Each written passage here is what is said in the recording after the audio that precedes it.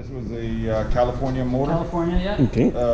Thermal reactions, the thermal reactors on the exhaust. These motors are typical. They overheated, right? They didn't breathe properly. They overheated, and then it fatigued everything in the engine. So you had cylinder head stud cracking, breakages, warped spigots. This whole section was remachined. Everything was stressed out on this motor, right? Okay. So we had to do everything complete, from machining the spigots, machining the cam boxes so they're nice and flat again, doing a full line bore, time sorting every hole there is with the stud, and we even time sorted all the case halves, all the sections that hold everything together, so nothing will ever pull again. Everything will be tight and strong, right? So then we took care of the cylinder heads, you know, did all the full machining, and then I did minor little tweaks on the flow bench, so you had the maximum flow available on the motor.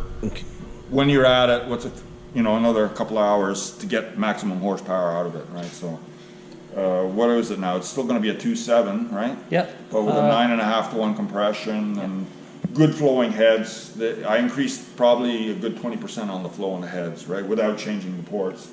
So, I mean, the motor should do 185, 190 horsepower, I would assume, on a low RPM. Yeah. So normally this was originally, because it is a California car, 165? I think it was 165 spec. Max, yeah. Max. These things fell on their nose at 6,000 RPM. Oh. Once you drive one of these early ones and then go from this to this, the problem is now you have your injection system. You can't do many upgrades with that particular type of injection system, right? It doesn't like fluctuations in airflow, right, with the metering head. So, but if you would put like a mechanical injection on here or a modern electronic, you could do a different camshaft, and then, you know what, you can do a 220, 230 horsepower engine easy, right? And then you'll be smiling. Okay. You don't need much horsepower to go fast in these things, right? Okay. Yeah. Yeah. No, A lot of people, you know, you drive a minivan that's 350 horsepower and you're like, ooh.